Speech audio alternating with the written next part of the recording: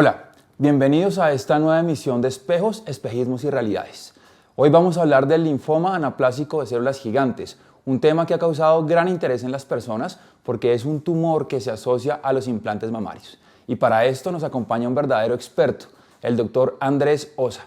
Él es médico y ginecólogo de la Universidad Pontificia Bolivariana, es cirujano de mama o mastólogo del Instituto Nacional de Cancerología y es miembro de la Sociedad Colombiana de Mastología. Bienvenido, doctor Osa, gracias por acompañarnos. Gracias, doctor Jaramillo, por la invitación. Por favor, explíquenos en qué consiste el linfoma anaplásico de células gigantes que se asocia a los implantes mamarios. Básicamente un implante es un dispositivo médico, ¿listo? Y los dispositivos médicos, digamos que son cuerpos extraños que se entran en el cuerpo. ¿Qué pasa? El cuerpo lo que hace es que genera tiene unas células que se llaman linfocitos y esos linfocitos forman una cápsula alrededor de ese implante. Todas las pacientes lo tienen, eso es muy frecuente. Pero ese estímulo crónico puede inducir a que esos linfocitos se altere la forma. Y al alterarse la fórmula, porque esto es un proceso crónico, o sea, no aparece de un día a otro, es crónico, hace que se genere un tumor. Estos tumores son diferentes a los tumores sólidos que se forman en el seno, o sea, un cáncer convencional. Esto es un tumor que se llama linfoma, que es de las células blancas del cuerpo y que se forma alrededor de la cápsula del implante. Aunque no se sabe con certeza cuál es la causa del linfoma anaplásico de células gigantes, por favor cuéntenos de una manera muy didáctica cuáles son las posibles hipótesis que se asocian con el desarrollo de esta enfermedad. Hay una teoría que se llama infecciosa, y es que cuando se pone un implante puede haber una colonización por unas bacterias que se llaman Ralstonia, y esa bacteria puede generar en el tiempo una inflamación crónica y generar que los linfocitos se alteren. Esa es una teoría. La segunda teoría es que los materiales del implante pueden estimular más esos linfocitos y generar como inmunogenicidad, ese es el término, y desarrollar la enfermedad. Tercero, y que está cogiendo mucha fuerza, es que probablemente el problema no sea del implante como tal, sino de los mecanismos de defensa de los pacientes. Es decir, que la paciente es más sensible. Es como cuando uno le da una gripa. Hay pacientes que una gripa la tumba en la cama y hay otras pacientes que la gripa pasa sin ningún problema. ¿Existen factores de riesgo que puedan predisponer el desarrollo de esta enfermedad? Bueno, apenas se está trabajando y tratando de entender esta enfermedad. Básicamente se presenta por lo menos 6 a 8 años después de haber tenido el implante. O sea, no es que usted se lo puso, inmediatamente lo hizo. ¿Por qué? Porque es una exposición crónica. Segundo, hay pacientes que pueden, digamos, unos estudios holandeses que hablan de que algunos pacientes que tienen daño en el DNA, en una parte de sus células, digamos una mutación que se llama BRCA, puede tener predisposición a desarrollar más este linfoma.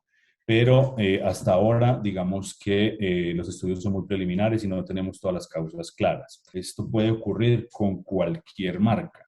Es básicamente característica por el nivel de texturizado que tiene el implante y la susceptibilidad que puede tener la paciente.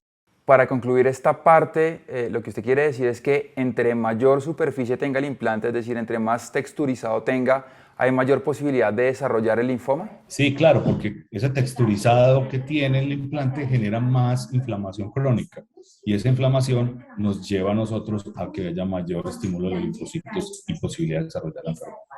¿Cuáles son las principales consecuencias de este linfoma? Lo primero es que depende del estadio en que lo encontremos. En el mundo, la mayoría de los pacientes se encuentran cuando solo hay líquido alrededor del implante. Entonces, a estas pacientes les va muy bien, porque lo que tenemos que hacer es explantarlas, quitar la prótesis, quitar la cápsula en bloque y muchas quedan curadas, no necesitan quimio, radio. Pero cuando ya la paciente tiene una enfermedad avanzada, es decir, ya el linfoma ha empezado a viajar por fuera de la cápsula, invade tejidos vecinos o tiene compromiso de los ganglios de la axila o adentro aquí en una parte que se llama mediastino, esos pacientes van a requerir o quimio o radio o inclusive pueden requerir trasplante de médula ósea. Entonces digamos que si lo diagnosticamos a tiempo, el pronóstico es muy bueno. Si ya nos demoramos mucho en diagnosticarlo, ahí nos vamos a demorar. Doctor Osa, ¿usted considera que las mujeres que tienen implantes mamarios y que son asintomáticas deberían realizarse un procedimiento de explantación? Las prótesis han sido una herramienta útil en que nos han ayudado pues, en cirugía estética y en cirugía reconstructiva por cáncer. Y son una buena herramienta. La mayoría de las pacientes les va bien, más del 90% no tienen problemas, pero hay un grupo pequeño que puede presentar problemas, dolor, contracturas, malrotaciones, rupturas o linfoma. Pero que todas las pacientes tengan que quitarse los implantes, hasta el día de hoy no tenemos evidencia para tener que hacerlo. Y por el contrario, podemos hacer más daño. ¿Por qué sí se ha identificado que los implantes macrotexturizados son los que se asocian al desarrollo de este linfoma? Algunas casas que producen los implantes los siguen desarrollando y no se utilizan únicamente implantes lisos. Bueno, yo creo que este es un tema que está cambiando. Los últimos estudios que han salido, hubo un registro que salió ahorita en Estados Unidos que muestra que ya los cirujanos han dejado de utilizar macrotexturizado y pasar a nanotexturizado o lisos en un 25% en los últimos 4 años. Y yo creo que la tendencia es cada vez a ir bajando. ¿Qué pasa? Se necesita más evidencia fuerte y estudios de mejor calidad para que los entes reguladores, la FDA, el INVIMA, EMEA en Europa, prohíban este tipo de implantes. Pero digamos que ahí ya es el juicio de cada cirujano para tratar de limitar estos implantes y utilizar uno cada vez menos texturizado para disminuir este riesgo. Doctor Osa, por favor, cuéntenos cuáles son los principales síntomas de esta enfermedad, cómo se manifiesta y cómo se realiza el diagnóstico del linfoma. Lo primero es, después de que una paciente se implanta, se le ponen los implantes, se recomienda que después del tercer año de tener un implante, empecemos a hacer control con ecografía mamaria. ¿Listo? Por lo menos una vez al año. Y después de que tienen entre 5 y 7 años, que hagamos por lo menos una resonancia magnética. ¿Listo? ¿Qué pasa? La identificamos con la ecografía porque la paciente puede empezar a presentar clínicamente un seno que crezca más que el otro, o sea, una diferencia de tamaño y de volumen. Segundo, en la ecografía vemos líquido, seroma, alrededor de la cápsula del implante. 3, porque podemos ver en la ecografía presencia de ganglios anormales. Y cuando se tiene eso, lo que hacemos es, se punciona, se aspira el líquido, se envía para cultivo de bacterias, de hongos, y una cosa que se llama bloque celular, y ahí vamos a ver la morfología de las células. Si esas células se ven feas o anormales, hacemos otro examen que se llama una citometría de flujo para confirmar el diagnóstico. Y ya de ahí procedemos a explantarlas si es el caso, o el manejo oncológico que se necesite. Desde Espejos, Espejismos y Realidades queremos proponer un registro nacional de implantes mamarios en todas las mujeres que han sido operadas.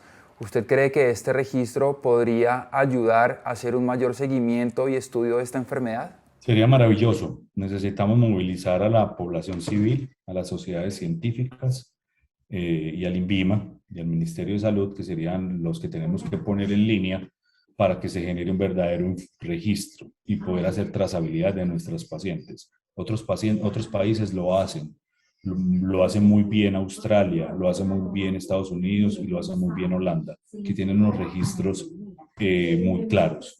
Y nuestros países lo deberían hacer, Argentina y Colombia, y Brasil, que tienen una incidencia alta de implantes, para poder vigilarlas. Porque vuelvo y te repito, como empezamos esta conversación, doctor, y es que los implantes son un dispositivo médico, y como dispositivo médico tenemos que vigilarlos y controlarlos. ¿Qué mensaje le podemos enviar a las mujeres que tienen implantes mamarios y que tienen miedo de desarrollar este linfoma? Hay que educarlas, tranquilizarlas, pero que sean más responsables ellas de su autocuidado, porque ellas nos recargan la responsabilidad a nosotros, pero ellas muchas veces no hacen un control estricto. Doctor Osa, muchas gracias por habernos acompañado hoy en Espejos, Espejismos y Realidades. Para nosotros es un honor que una persona con tanta experiencia en el tema pueda compartir toda esta información con las personas que nos ven. Muchas gracias a ustedes por seguirnos acompañando. Nos vemos en el siguiente programa.